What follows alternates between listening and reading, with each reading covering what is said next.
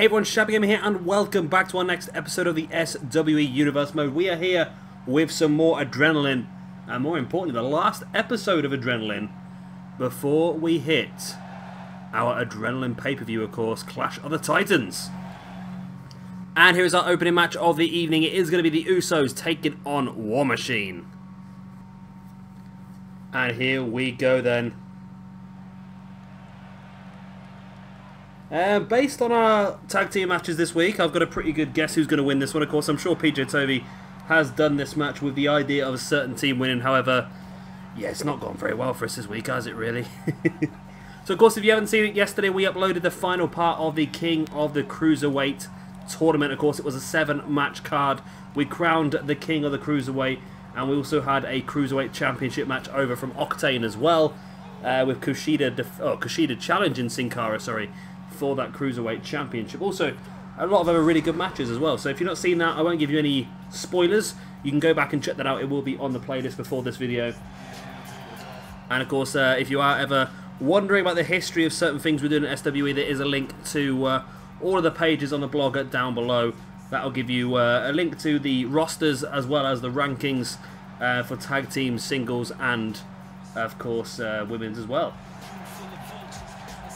Now, I haven't got a clue which Uso is which, so we're going to really just try our best, really. We're just going to say Uso, I think, through most of the match. It's probably the best way.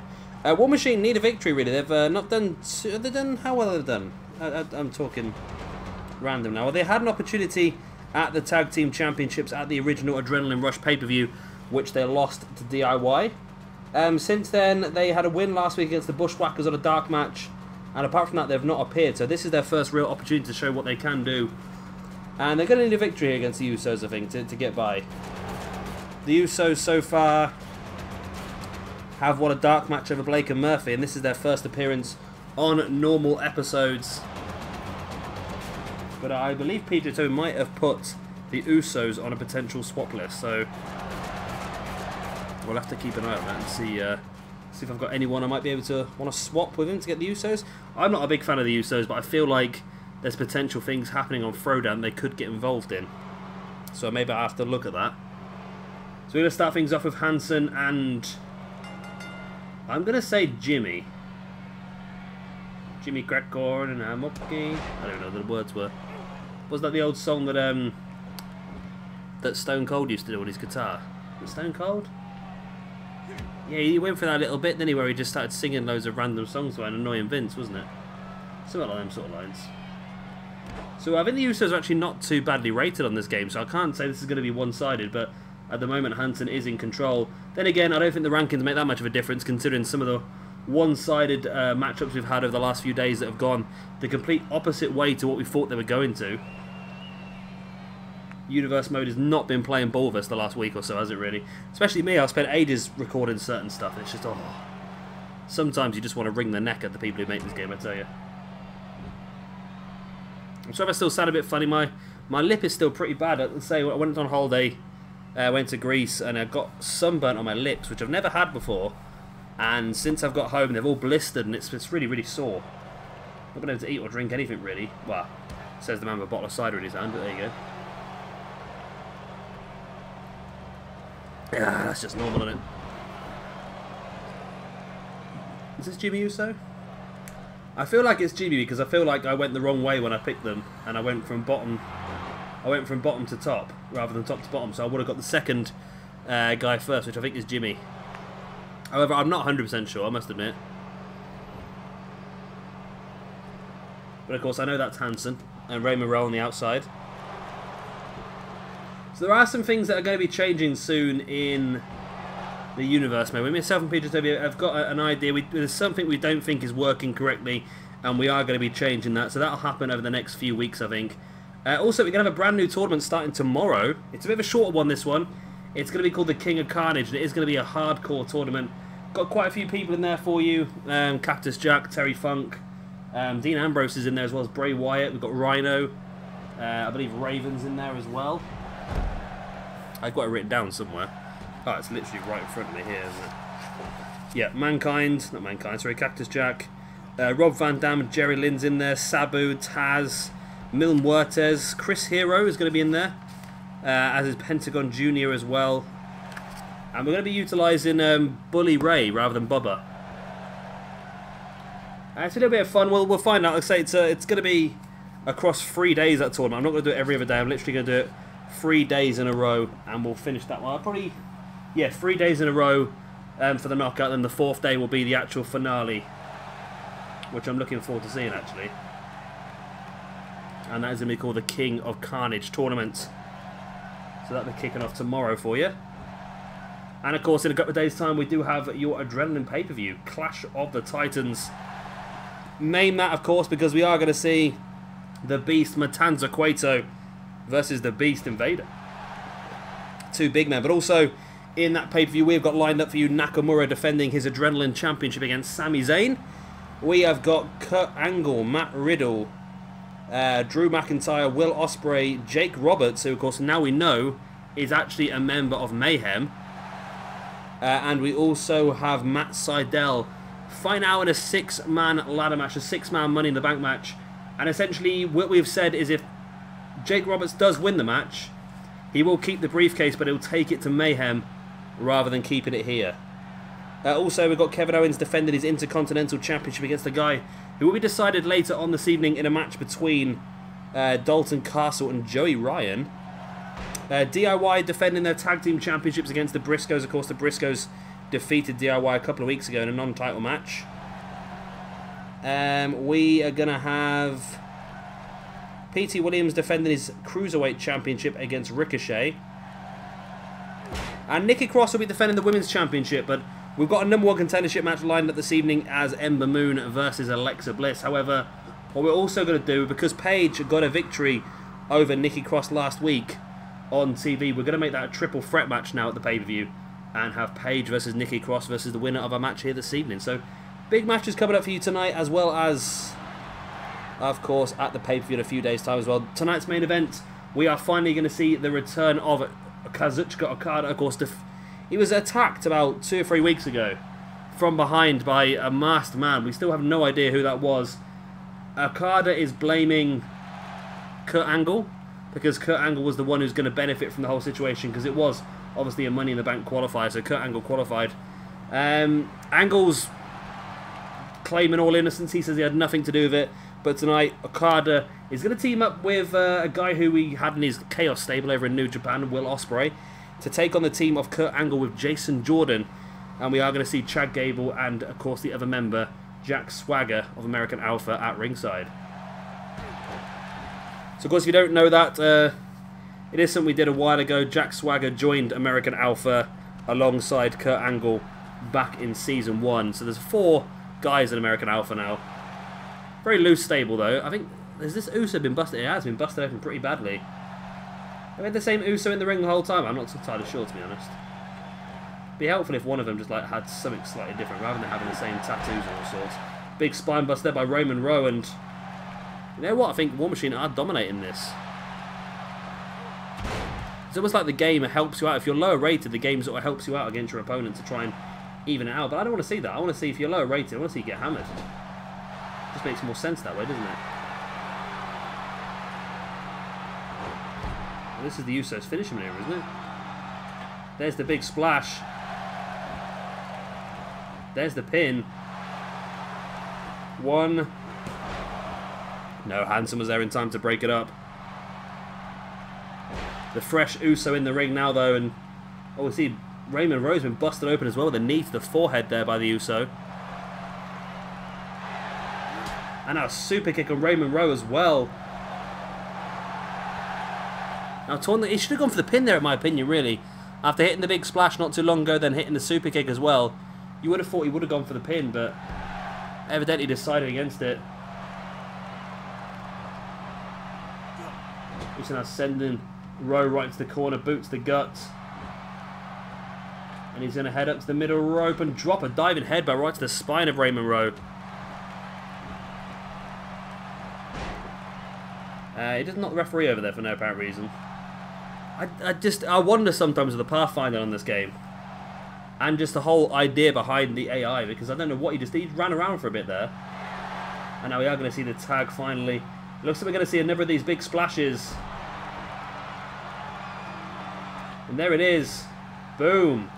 Is that going to be enough to win this match? There's the pin. 1, 2. It's only a 2 count. The problem is that move is it sets you up to finish in a certain position in the ring, which blocks off your tag team partner from blocking off their opponent.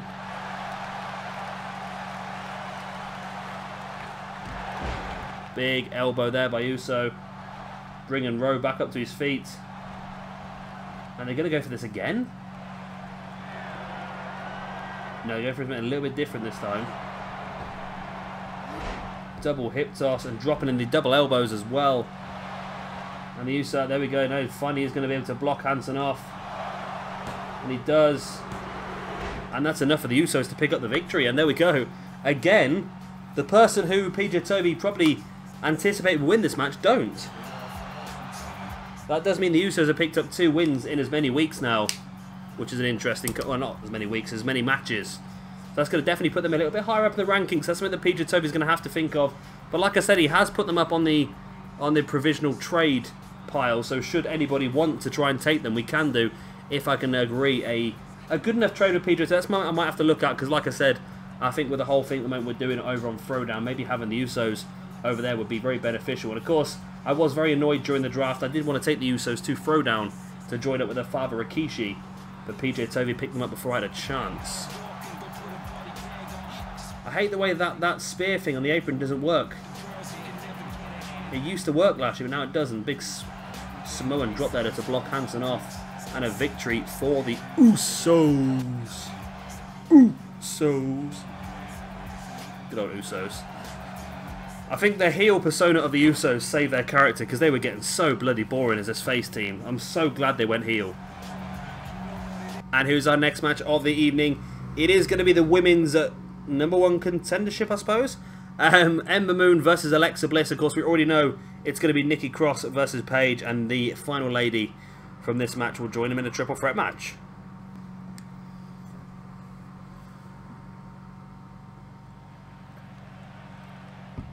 And here we go then. So hopefully Ember Moon is going to be on 2K18. I've got no reason why she wouldn't be. She's been there now for over a year, and she's one of the top females in NXT. So for me, it's only obvious she's going to be in the game. Alexa Bliss. One of my favourites, Alexa Bliss. How has she done so far? She lost against Nikki Cross for the championship, and then she defeated Ember Moon. Huh. It's a repeat of one match last month.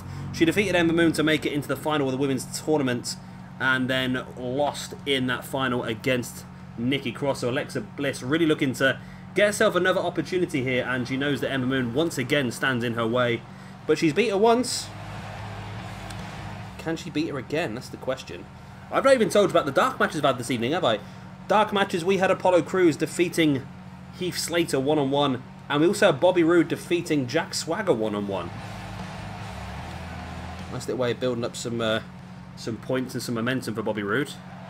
I think he's struggling himself a little bit, not done too well with the wins. And here comes then Alexa Bliss. As I said, my favourite on the WWE. I think she is just the best. She's got everything you should possibly want. She's not necessarily the best at certain things, but she has the... I think she's more the complete package than any of the female WWE currently have, to be brutally honest with you. She's great on the mic. She's got great interaction with the crowd. She's really good at quick thinking, and that's what you need to do when you're on promos as well, where the crowd start to react certain ways. She's had some terrible segments, but they're not her fault. She's done very well at some of the crappy segments she's been given. Like that whole This Is Your Life with Bayley, that was one of the worst segments I think I've ever seen. However, it's not down to her performance. Her performance was as good as it could have been. It was down to the concept of whoever put that idea together. That was pretty poor, that was. So Alexa Bliss versus Ember Moon. The winner will join Nikki Cross and Paige at the Clash of the Titans. The Battle of the Beasts. The Brawl of the Immortals. I can't think of any more. Ooh. buzzing away. Yeah, great. It's great when you see the message that says the word yes. I can't remember what the question was ago. It was that long ago, but there you go.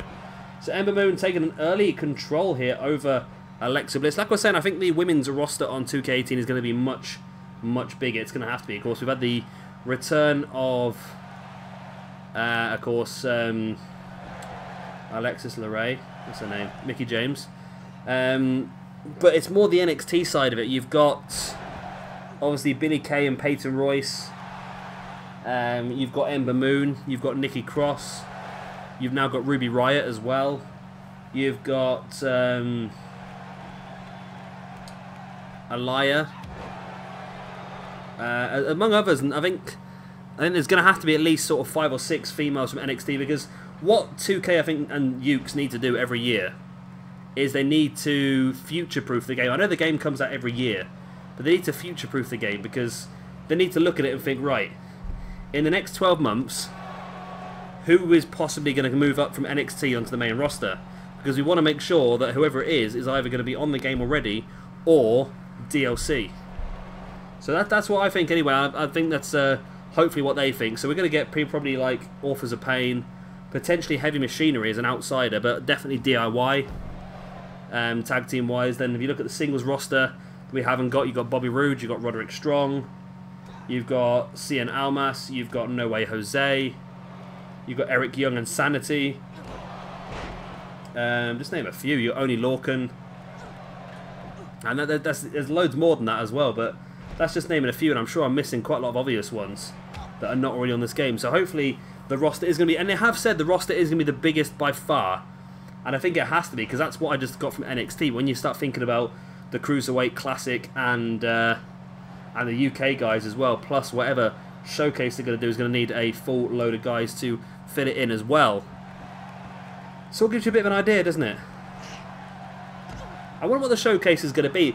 It's been speculated the showcase is going to be Seth Rollins based, which I have no problem with. And based on the trailer, I've seen a couple of speculations that it is going to be something to do with maybe Seth Rollins taking on a load of legends, because of just the trailer was Seth Rollins going in and destroying loads of legends things, like I can't remember what they were now.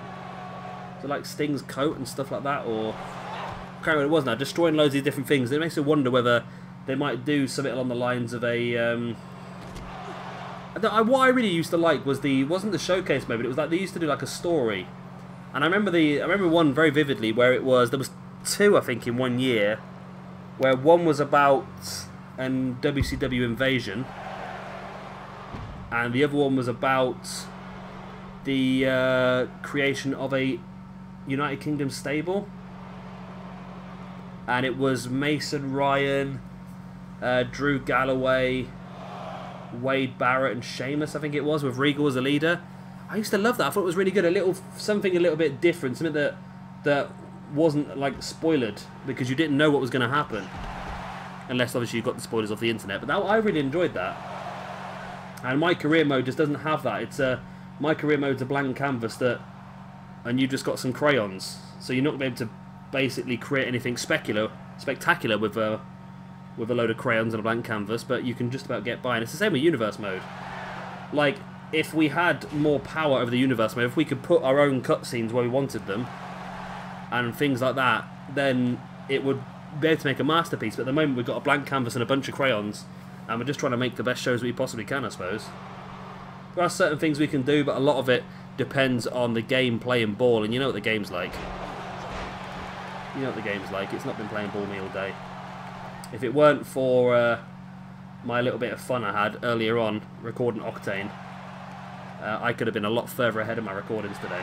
Because I'm trying to get ahead of myself, because that was the best thing. When I was away on holiday and you guys got a video dead on 7 o'clock every single day, I think it was a good thing. Ember Moon's done it.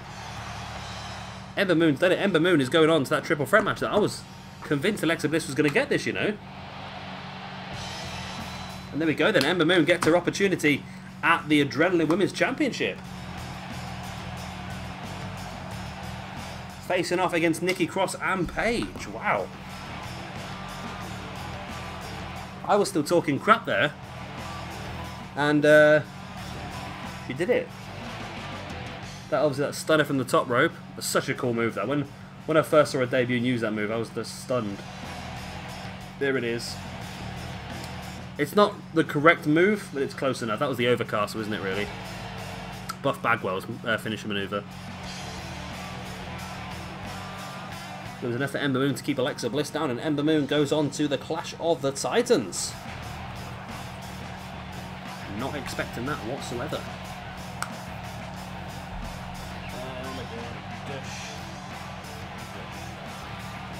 So I'm just highlighting to make sure I know who wins the matches so I can do the rankings after the episode. So that's one #1 contender sorted this evening. We've got one more to do for you, but before that, we're going to have a little bit of a cruiserweight spectacle. And here is that cruiserweight spectacle. It's Cedric Alexander taking on Rich Swann. And here we go.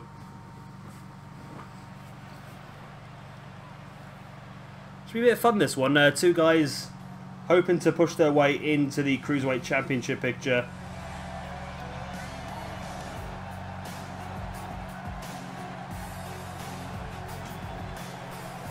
And both of them were involved in the Cruiserweight Classic. They didn't got too far, did they, really? New paperwork. Rich Swann got to the second round and got knocked out. Cedric Alexander knocked out in the first round. So, in fairness to Cedric, though, he did obviously face Will Ospreay in the first round, who was one of the finalists in the end anyway. So, was not like he... Not like he got knocked out to someone easy. Not like, for example... well, I can't be a bit harsh. There's no one easy in there, was there, really? There were some matches I expected certain people to win that they didn't.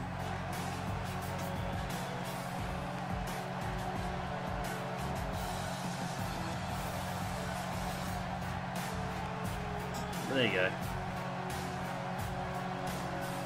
There you go. Cedric Alexander and Rich Swann. So at least Rich Swann came out of the tournament equal points, because obviously he gained 5 for winning in the first round but lost 5 for losing in the second. Cedric Alexander lost in the first round, so he ended up actually 5 points down, which is the problem, really. But of course, some guys came out of that tournament with a big swing in ranking points, which obviously you can see. Like I said, if you nip down to the comment section down below, the description down below, there's links to all the rankings. And they're looking pretty good. And like I said, there's going to be some big changes. PJ Toby's got, I tell you what, he's got a trade planned for after this pay-per-view, which is really going to shake the core of SWE. You're not even going to see this trade coming. It's that big. And it is going to take place after the Clash of the Titans pay-per-view for Adrenaline. And you thought the Adrenaline roster was good now. My God, you wait until you see what he's got planned. Ho ho ho ho ho. He is going to blow your socks off. I love this Rich Swann entrance. Rich Swann, somebody, again, both these guys, in my opinion, should be on WWE 2K18. There's no reason why not. They've both been in WWE now for over 12 months. I think. Yeah, the Cruiserweight Classic was last summer, so they've both been going now for a good 12 months. So it's I would be a massive shock for me if these two guys weren't in the game from the very beginning. I think there's a core of cruiserweights. These two, Jack Gallagher, obviously Neville, Austin Aries, technically, although I'm sure he'll still be on the game even though he's left now. Mustafa Ali and Araya Davari I can see definitely being on there just to try and push the game in other countries.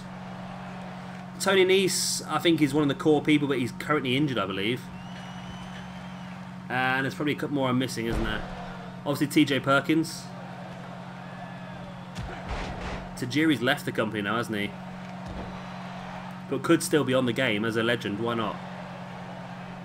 Brian Kendrick, has he left the company or is he still training people? I've not seen Brian Kendrick around for a while, but I don't think he's left. But yeah, there would be the core for me that would definitely be on the game for the cruiserweights. And then I think after that there might be a few extras that they might float on there potentially just as backups. I'm not quite sure. I don't think they will. I think as long as those guys are on the game, I don't think there's anybody else. Drew Gulak, of course, I missed. I think he should definitely be on the game as well. The thing is, if people like... Well, I think everybody who's on the main roster should definitely be on the game.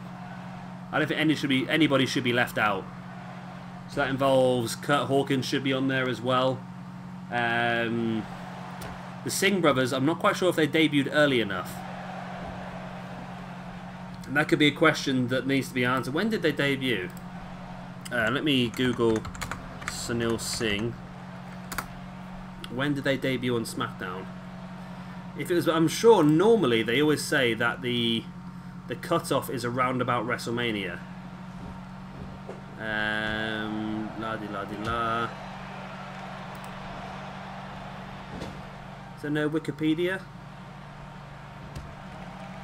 Let's go for Bollywood boys then. I love the way now that my Google is set to such a point when I type in a letter, it always brings up wrestling stuff first. SmackDown. They turned up on SmackDown on April the 18th. But the week after WrestleMania?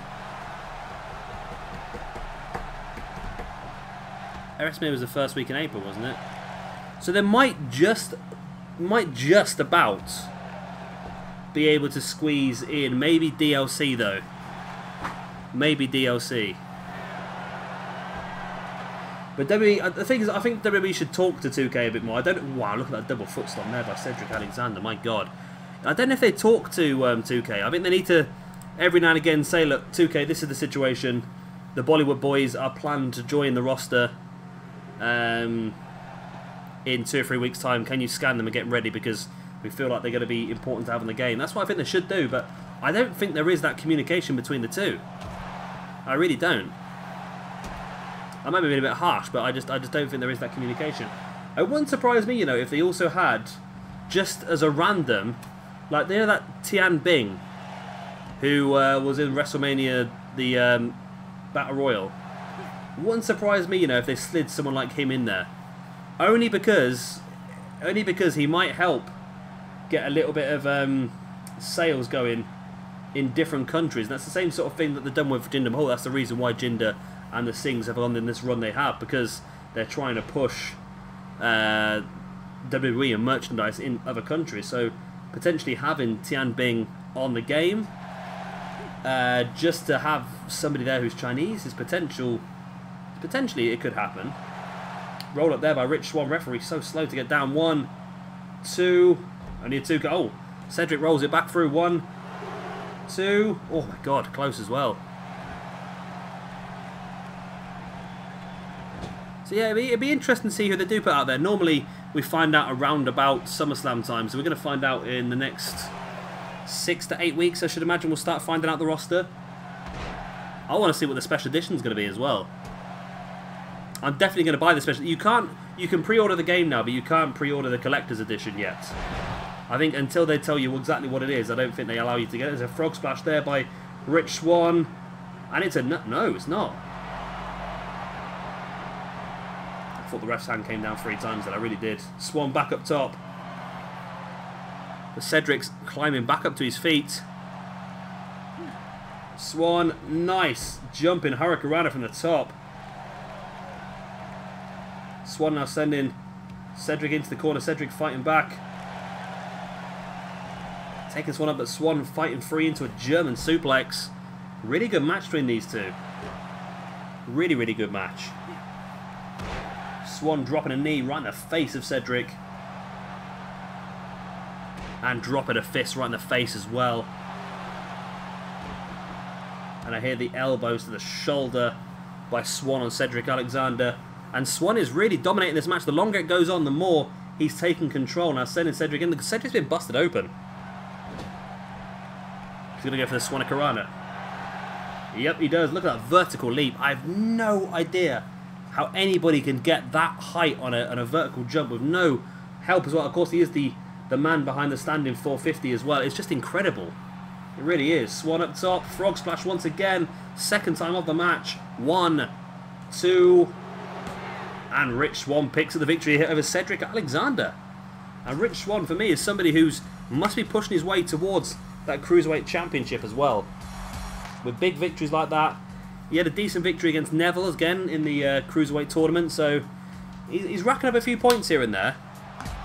But it's not just a few points. It's also the calibre of the people he's defeating. He's not defeating jobbers. Defeating Neville and defeating Cedric Alexander. Two big victories. Like I said, he got knocked out of the Cruiserweight, the King of the Cruiserweight tournament by Will Ospreay, which could have happened to anybody. It did happen to quite a few people. But there we go. Here's the Swann. And that left him in a good position for Rich Swann to hit that frog splash for the second time of the match. And that was enough for the 1, the 2, and the 3. Rich Swann is your victor. Great victory. And that's going to have to open PJ Toby's eyes as well to potentially what he needs to do in the future. Rich Swann victorious once again. And I think we could be looking at a future Adrenaline Cruiserweight champion at some point. Why not? Talking of future champions, that moves us into our next match. Dalton Castle versus Joey Ryan. And the winner of this one will go on to face off against Kevin Owens for the Intercontinental Championship in a few days' time at the Clash of the Titans pay-per-view.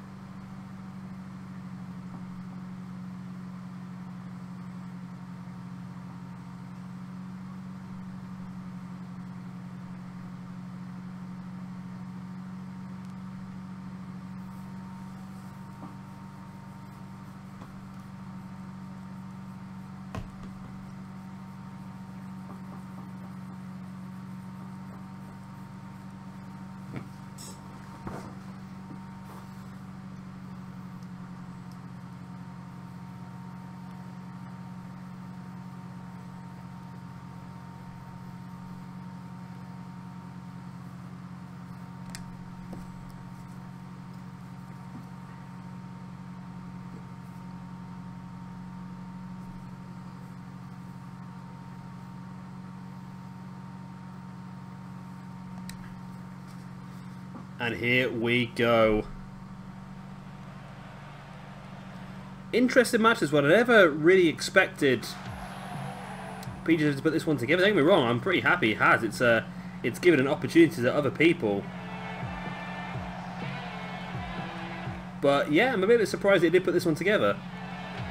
I think there could have been other people on the roster that he might have favoured a bit more. But then again, a lot of people that he has favoured have been given opportunities for the Money in the Bank. But then again, these two had as well. Well, PJ Toby wants to inject a bit of something different into Adrenaline. And he's definitely doing that here with Dalton Castle. I think this is actually a really good call. I wasn't too keen on it to start off with. But the more and more I see it, the more and more I think, yeah, I like it. It's very flamboyant. Very flamboyant. Wouldn't this man be the man to lead Breeze Dango into the next evolution of the stable? Nobody in this game can wear a cape.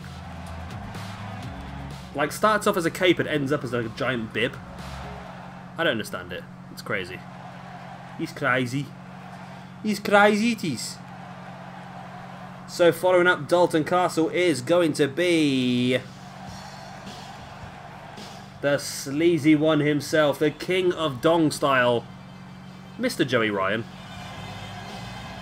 Somebody who I think PJ Toby brought in as a jobber, but after his performance, and this is the main reason why PJ Toby's made this match, is that he looked at the six-man battle royal and he picked out two people that impressed him. And these were the two people that impressed him. And Joey Ryan, just impressed by sheer resilience. He stayed in that match when he should have got knocked out on several occasions. Did very, very well. And Dalton Castle was also very impressive in that match as well. And one of these two guys will be facing up against Kevin Owens in a few days for that Intercontinental Champion. Who knows? Kevin Owens could drop that belt. Sami Zayn's going for a main event championship as well. I don't think he's done that in SWE so far. I don't think Zayn's had a lot of opportunity at all so far. So that big win he got over Roderick Strong a few weeks ago has really thrust him into a great position. And we're going to see a rematch of one of the best matches in NXT history, of course. Sami Zayn versus Shinsuke Nakamura. Now, I'm not quite sure what I'd prefer to see. Dalton I think, in all fairness to Joey, I'm a massive Joey Ryan fan. I have been ever since. I didn't know who Joey Ryan was until I saw him on that TNA gut check. And when I saw him come out in that gut check, I instantly fell in love with the man. And I've followed him ever since. But Dalton Castle, in my opinion, I think is just a step ahead of Joey Ryan. Joey Ryan's fantastic at what he does, but up a mid-card champion, I'm not quite sure.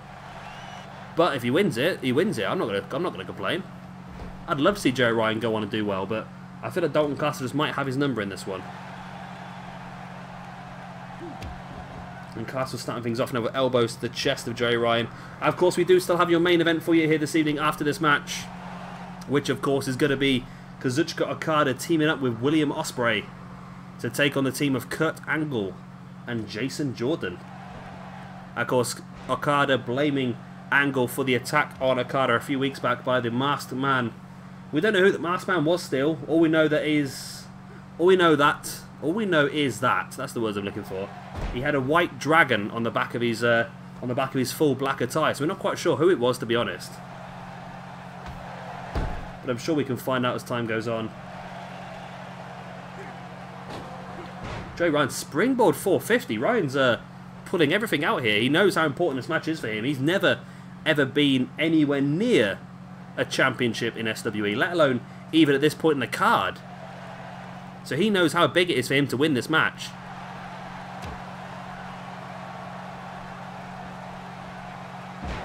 But Dalton Castle also knows how big it is. Now picking up Joey Ryan in that gut wrench.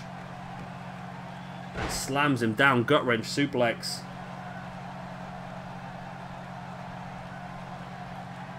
Dalton Castle stamping on the arm of Joey Ryan as well. And again just hooking him in for the gut wrench. And again just slams him down. And Dalton Castle, as time's gone on, just slowly taking more and more and more control of this match. Castle now just willing Joey Ryan back up to his feet. Double axe handle. But Joey straight back up. German suplex on Dalton Castle into the ropes as well. Of course, those ropes are not soft. People think they're nice and springy, but they're not. They're actually woven steel. It takes a lot of time for these guys to learn just how to spring off these ropes. They're very, very dangerous if not used correctly. Woven steel. And when you get German suplexed into them, there's not a lot of give there. Joey heading up top. Who's done this Joey Ryan moveset? Because I feel like they're being very, very kind to Joey Ryan. Very, very... I've not used this Joey Ryan too often. It's generally been utilised more for dark matches and so forth. But I really like it. But his moveset for me just looks a little bit out there. We've already seen a springboard 450. We've just seen a spiral tap there. Of course, one of AJ Styles' old moves. The two moves that I don't think Joey Ryan can actually utilise. Joey Ryan himself said on Twitter not too long ago, I actually read it on Twitter because I follow him on Twitter. He said something about, I work for the same companies as these other guys, earn the same money, but don't risk my career doing stupid dives. And that wasn't him having a go at certain people. That was just him trying to say that he's got a very different style to a lot of people. And if you watch Lucha Underground, you'll see that he doesn't wrestle like the Luchas. He wrestles very differently, but he still has the same effect.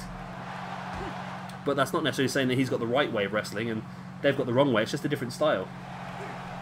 So that in case in point proves that some of the moves he's been pulling off here this evening are not necessarily right for him. I might have to have a little bit of a moveset look up for him. Dalton now ducking the clothesline and taking Joey Ryan up into a front slam. Again, bringing Ryan back up to his feet. Big German suplex, bridges for the pin. 1, 2. Only a 2 count. But Dalton Castle now taking control of the match. I think it was a very, very good pick for Adrenaline, Dalton Castle. I would have quite liked him myself on Octane, to be honest, but I was a bit surprised when PJTV picked him quite early on in the game. Quite early on in the draft, then. Joey Ryan, oh, what a move that is. Just spins him round and splats him flat in his face. There's the pin. 1, 2, and no, Joey Ryan kicked out. We said the reason that Ryan was in this match was because he proved some incredible resilience in that 6-man battle royal, and he's continued to show that incredible resilience here after surviving that massive splat by Dalton Castle. Ryan fighting free, just booting Castle in the knee. Well, it rhymed. Ryan now taking Dalton Castle up. Into a powerbomb, rolls straight through as well. One. Oh, only a 1 count. Ryan, confidence building once again. Short, sharp DDT into the mat. Bringing Castle back up to his feet. Runs straight through him and again clotheslines him down. Ducking a clothesline, super kick by Ryan, taking Dalton Castle out. Brings Castle up to his feet. What's he doing here? He's locked in a chicken wing. Is that a chicken wing? There's a lot of submissions that look very similar in this position. It looks... I don't know if it is a chicken wing. He's pulled that arm back a bit too much for a chicken wing in my opinion. Oh, but Castle fighting free by stamping on the toe of Ryan. Castle now sending Ryan into the corner. What's he had planned? Oh, Ryan catches him, clubbing blow against the back. Oh, brainbuster by Ryan. Ooh. I do like my cider. It's just because it's so hot at the moment, it's just so nice to have a nice cold cider. I normally drink beer, but the problem is if I buy beer, I drink so much of it. Like for WrestleMania this year, PJ Toby was supposed to be coming up to me for WrestleMania this year. But he couldn't make it in the end, and I ended up buying 40 bottles of Stella. And I got through the whole lot on my own in 2 days. With NXT TakeOver and WrestleMania. Whereas the thing is, if I... what's that smell? It smells like burning. That smell burning. That's not a good sign, is it? Hopefully it's just the car that's gone past, hopefully. Bit of a worry, isn't it, when you smell burning? Castle with the German once again. Oh, again, it's only enough for a 2 count. I mean, I'm having a heart attack when you smell burning. Where is that coming from? Oh, sorry, I've got a weird now.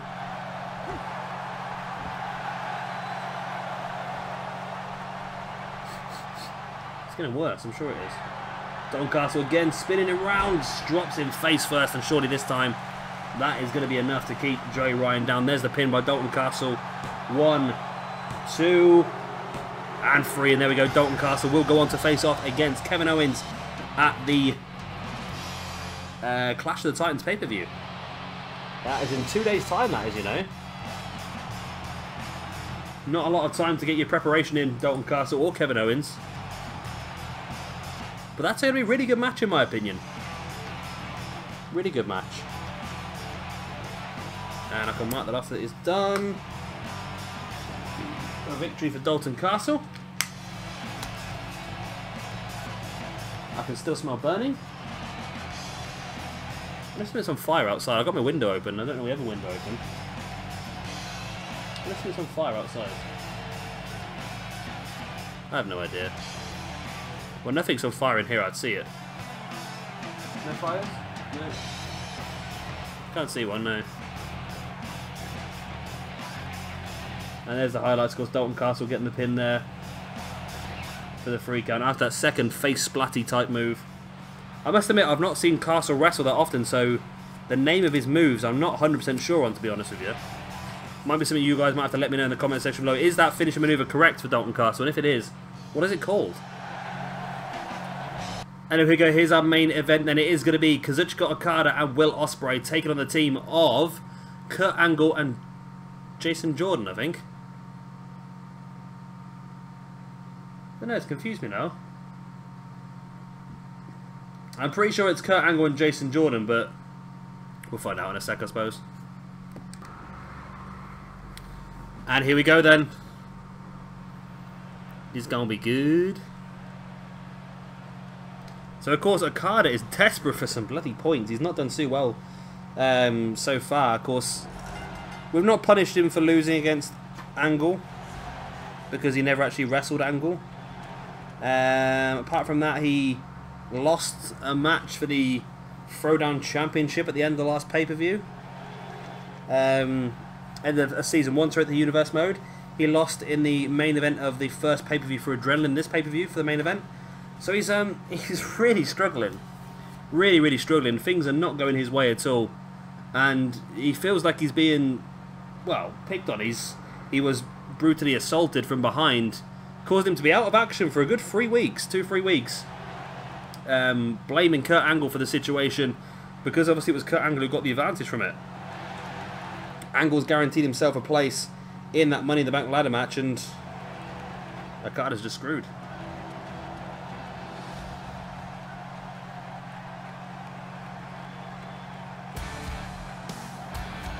You know what? I feel a bit sorry for Okada. And here is Will Ospreay.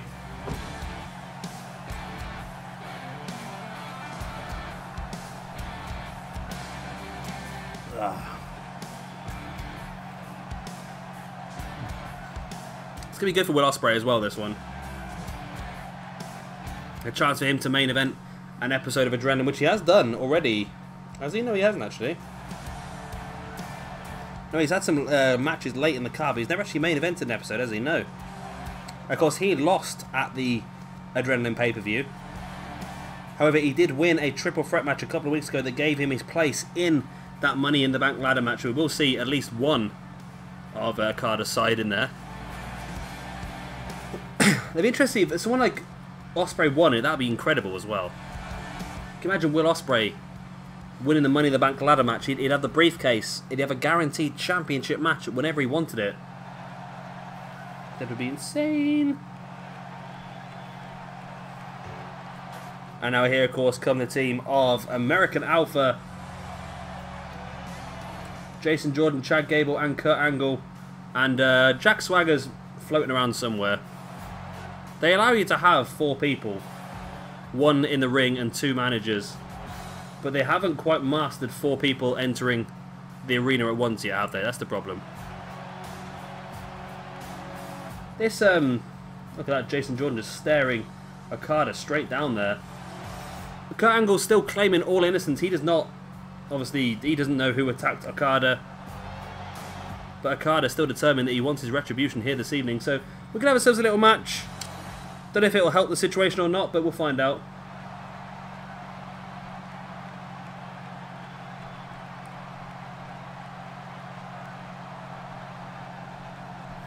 The bell goes, we are underway. Going to start things off with Okada, and it is Gable. I thought I put Jordan in there. Well, I must have done it wrong somewhere. Don't matter. Doesn't really matter. I just put Jordan in there because Jordan's more the same sort of wrestler as Kurt Angle. That was the only reason I had him in there. But Chad Gable's just as good in my eyes. He had a very good match, of course, a couple of weeks ago. Did he against AJ Styles? I've not actually seen it myself, but I'm pretty sure it was AJ Styles, wasn't it? But Okada, you can see he's fresh. He's been away for a few weeks due to that assault. We don't know if he's carried any injuries still, though. Of course, the majority of the assault was to the back of Okada, so I'm sure the likes of Angle and Gable will know that, and they might try and work on the back. But, of course, the way that they work is more down to ankle submissions and so forth, so work on the legs is probably the best bet as well. And they're going to have to assess the weakest part of Okada's body, I suppose. Okada ducking that dropkick there by Gable. But Gable, fantastic work there, tripping Okada over. And now dropping a knee right on the inside of the shin. Okada catching Gable, dragon screw. A stamp on the arm of Gable as well. Okada dragging Gable away from the ropes, and Okada is slowly taking control of the match now, which is what he needs to do. Like I said, he is a top wrestler here, and he needs to start proving that. At the moment, he's been losing match after match after match, really. He's never quite done that well at ECW. ECW? SWE. Where did I get ECW from? Gable now, vertical suplex, taking Okada down. Straight into the pin. Nope. Holds it in for the armbar. It's like Gable's trying... Oh, he's caught the leg as well. Gable looking for a bit of double body pain. I was going to say penetration, but that wasn't really the best word to use, was it really? Okada now taking Gable down. Drop kick right to the face. That was vicious. Of course, Okada has one of the best drop kicks in the game.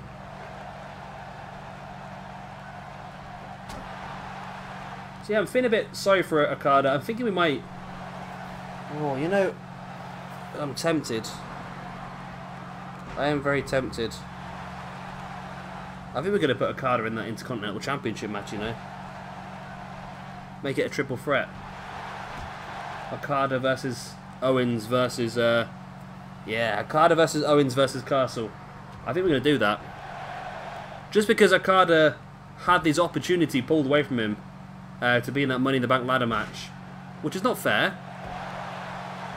Not fair at all. And I just feel like we should give him something, some opportunity. And I think being part of that Intercontinental... Yeah, we're going to do that. I'm going to write that down now. Okada...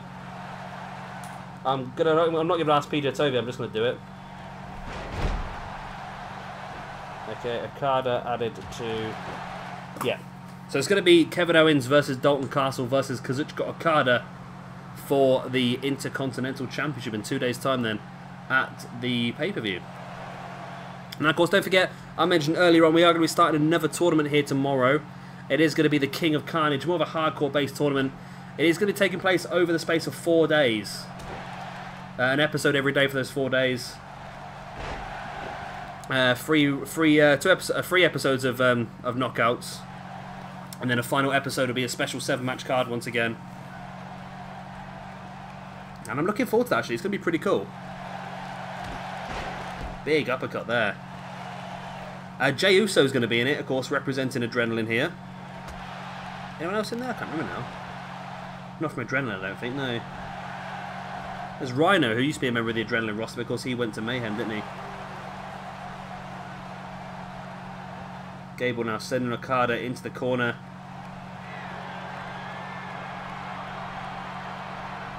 We're going to go for here, Gable and Angle, a double hip toss on Okada, and finally Angle and Okada are in the ring here together. We've not seen anything of Opsreay yet, really, have we? As Angle, once again, working on the arm.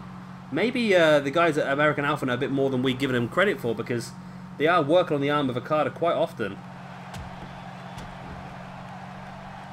I haven't paid attention. Is Jack Swagger there? He should be there. I can see Jordan there. I mean, in comes Will Ospreay now. Will Ospreay versus Kurt Angle. What a combination this is. Of course, both these guys are in that Money in the Bank ladder match. Ospreay, lovely line. So I think Ospreay is a dark horse for that Money in the Bank, solely because of his speed. I think out of anyone, look at that red arrow. 1, 2. Oh my god, he nearly pinned Kurt Angle. Yeah, I think out of anyone, I think Ospreay and Matt Sydal as well, I suppose, have a speed advantage just getting up that ladder. And I think that's really going to give them the advantage. They might not be as good a wrestler as some of the other people in there, but the fact they can just get up that ladder and grab a hold of the belt a bit quicker, maybe, because they've got the better agility, might give them a massive advantage moving forward into that match. And of course, the winners in this match are going to get a good 10 points. I am going to give American Alpha the tag team ranking points should they win this. Normally I wouldn't, but I feel like I should do in this situation.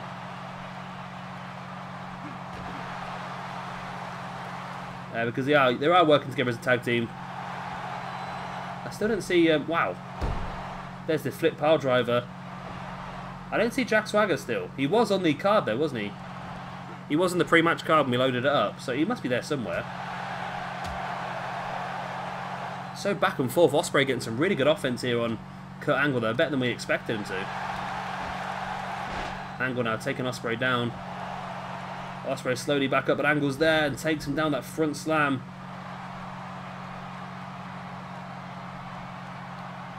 Angle now forcing that ankle straight into the mat.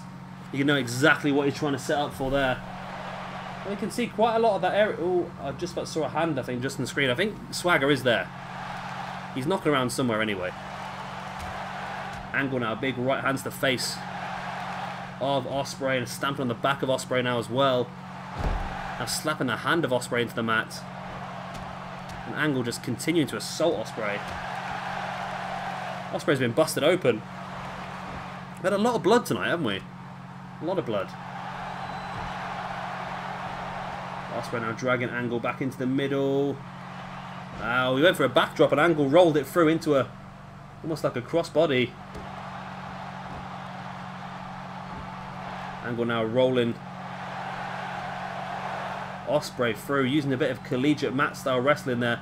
And that's the best thing for Angle to do, is to keep Will Ospreay grounded. You keep him grounded, you take away all of his offense.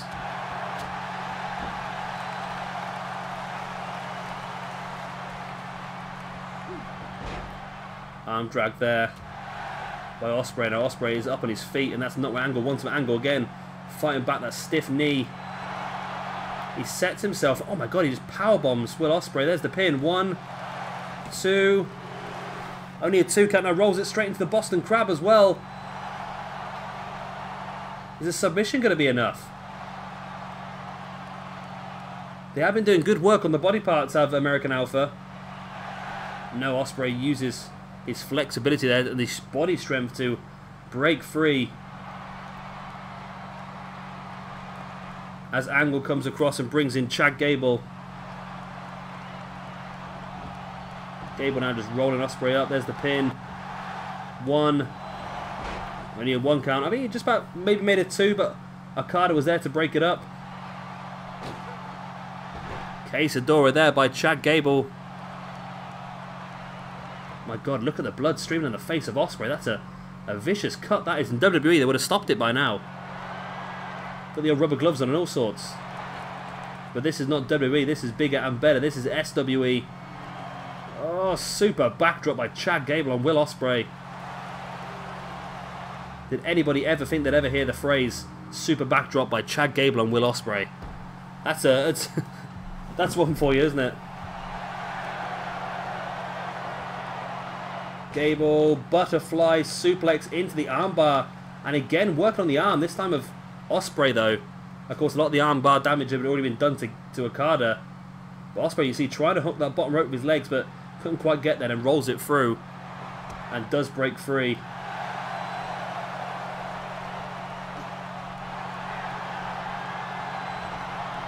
Ospreay, springboard, cutter. Still can't see Swagger. There's the pivot. It's right in front of Angle. 1, 2. Oh my god, that was close. That was really close.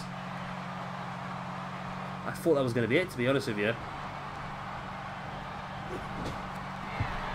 Ospreay sending Gable into the corner. Springs back out. Big right hand. Into a drop kick. Ducking the clothesline. Followed up. Double foot stomp. Running double foot stomp. Just compressing the ribcage of Chad Gable. Now into a head as Gable rolls it through, though. Gable pops out the back. Sending Ospreay into the corner. Spinning Ospreay around. What's Gable got planned? We saw this recently, didn't we? There's the Chaos Theory rolling German bridge for the pin. 1, 2. Oh my god, the path finding in this game is awful. Angle ran out of the bloody ring.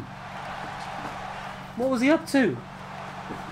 What was Kurt Angle up to there? You can definitely see he's not a tag team wrestler, can't you? Gable up top. There's Swagger. I saw Swagger. He's there. He does exist. Crossbody. Oh, Ospreay caught him. Ospreay caught the crossbody into a backbreaker. Now heading up top. Corkscrew shooting star press. There's the pin. 1, 2. Okada takes out Angle. And there's the victory. Finally, Okada gets a win.